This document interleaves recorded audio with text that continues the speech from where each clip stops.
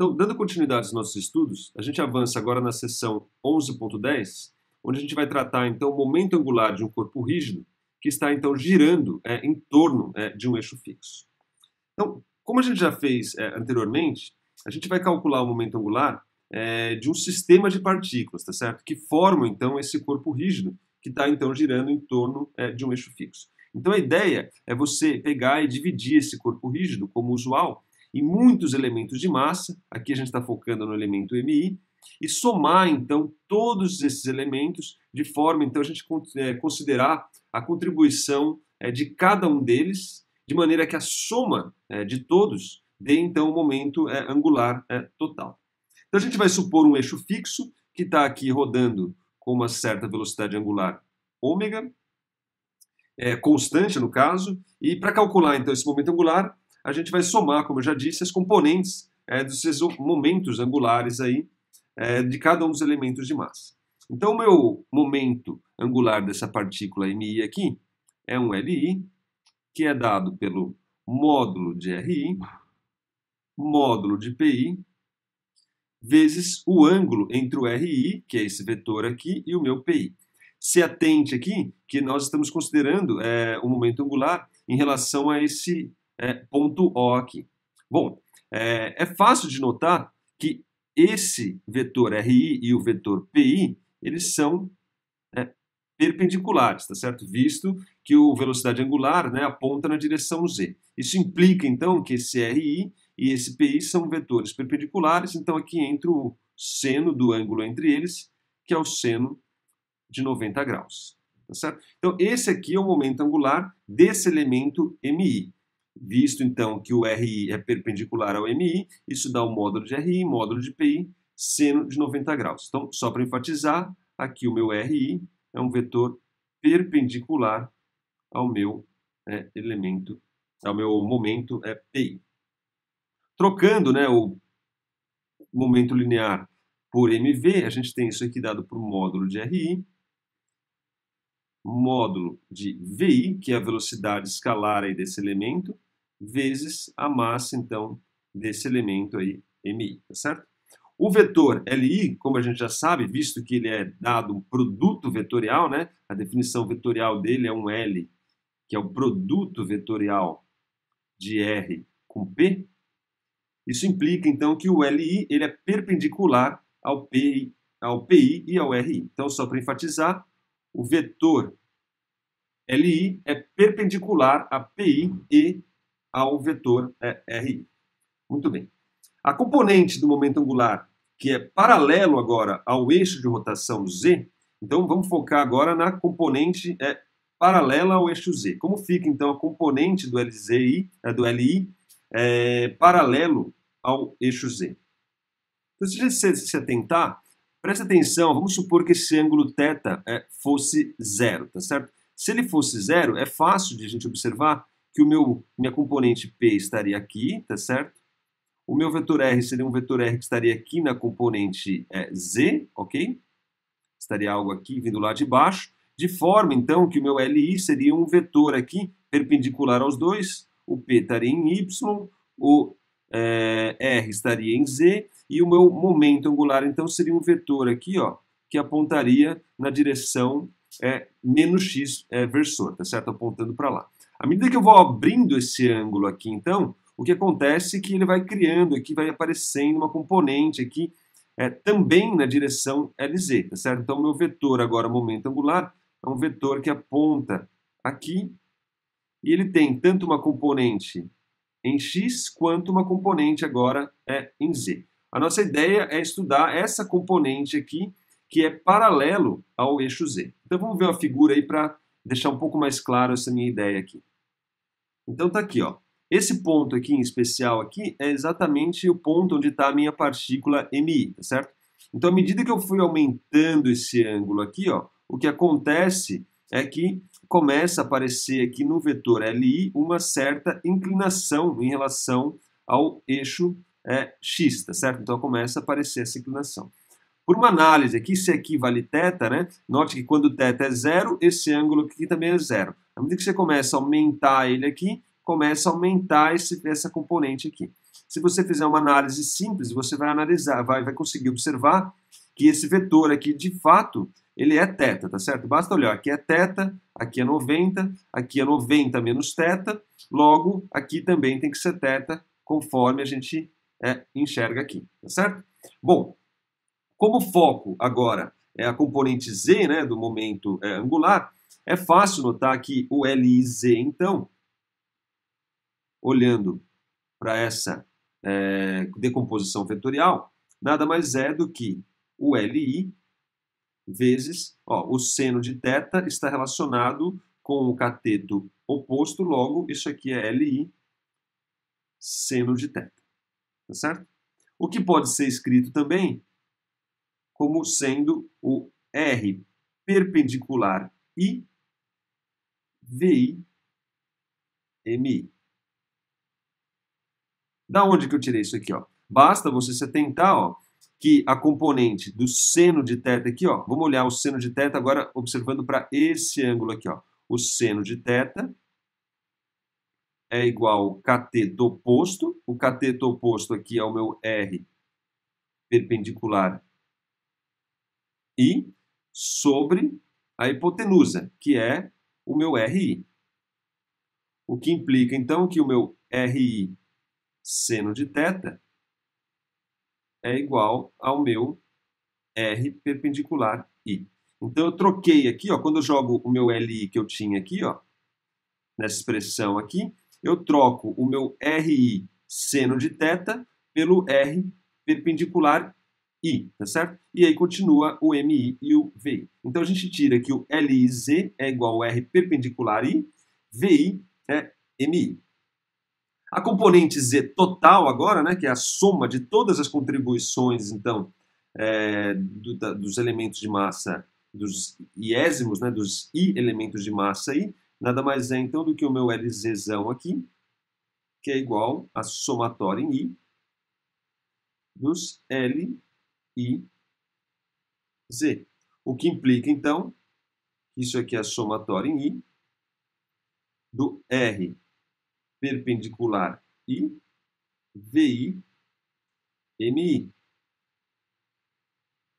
O que pode ser escrito agora em termos da velocidade angular, se atentando que V é igual a ômega R, tá certo? O módulo de V é igual a isso. Substituindo, a gente tem, então, que a somatória em I, R perpendicular I.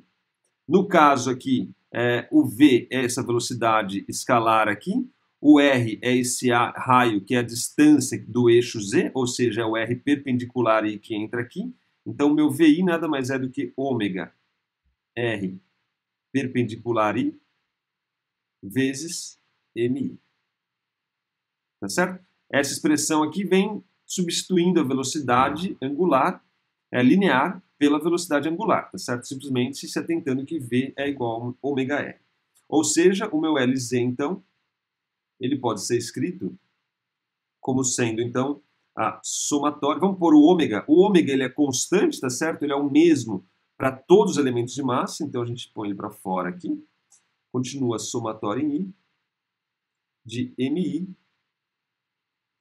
R perpendicular ao quadrado, R perpendicular I elevado ao quadrado. Essa aqui é a própria definição do momento de inércia I, o que implica, então, que o meu LZ é dado por I ômega.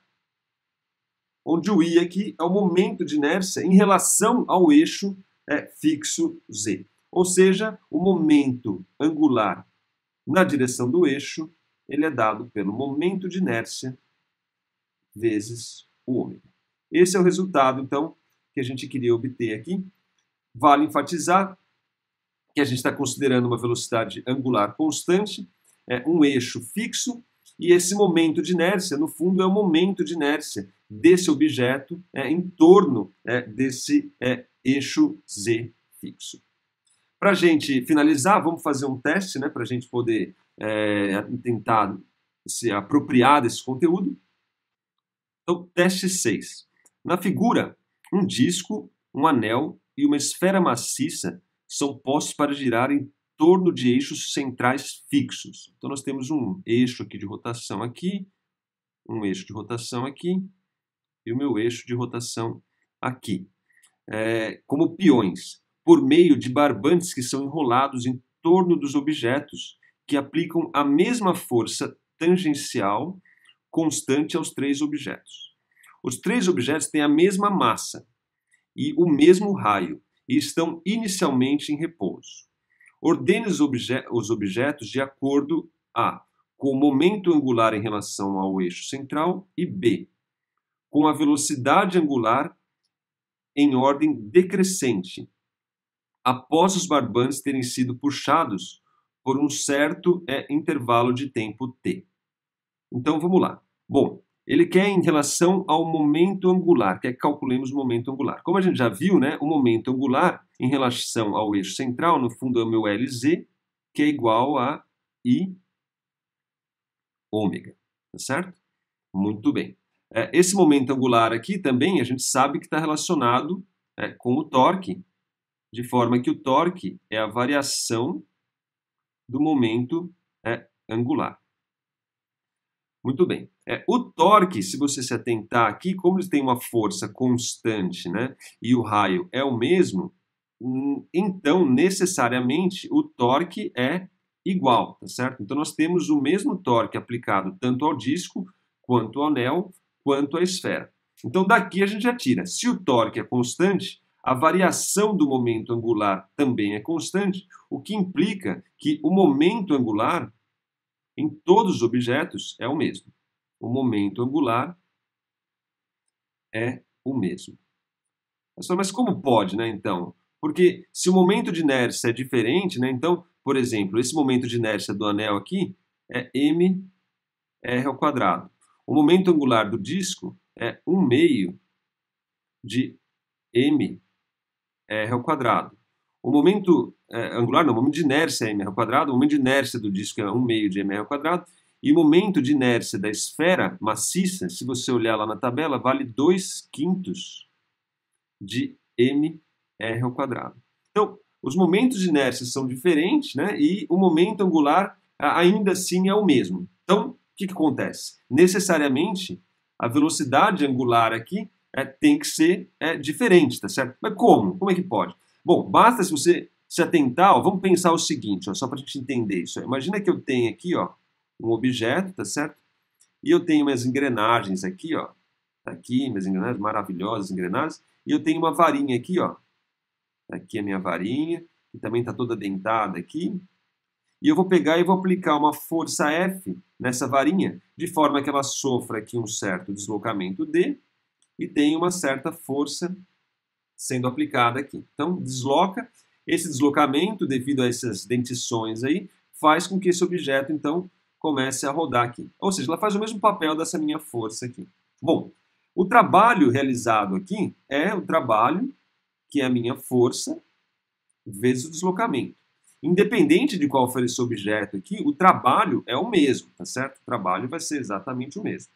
Logo, se o trabalho é o mesmo, a variação da energia cinética também vai ser a mesma. Então, nós temos a mesma variação cinética tanto desse objeto, tanto quanto desse objeto, quanto desse objeto. Aí você pode pensar, se a variação da energia cinética é a mesma, a velocidade angular também é a mesma, o que na realidade não é verdade, né? Se você se atentar que um objeto em rotação, a energia cinética é 1/2 de I ômega², para que essa energia cinética seja a mesma tanto aqui, quanto aqui, quanto aqui, necessariamente as velocidades têm que ser diferentes, visto que cada um deles tem um momento de inércia diferente, tá certo?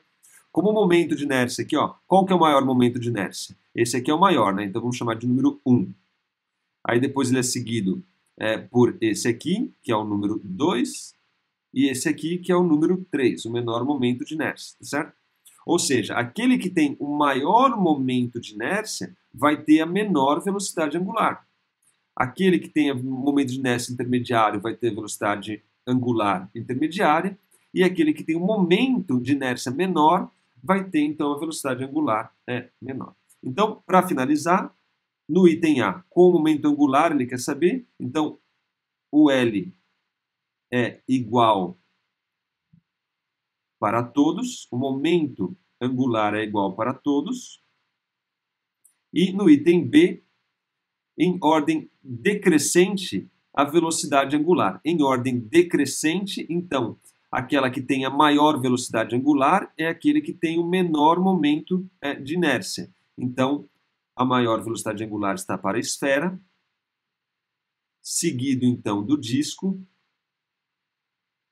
e aquele que tem a menor velocidade angular é aquele que tem a maior momento angular, visto que a energia cinética dos três é igual, ou seja, o anel em terceiro lugar.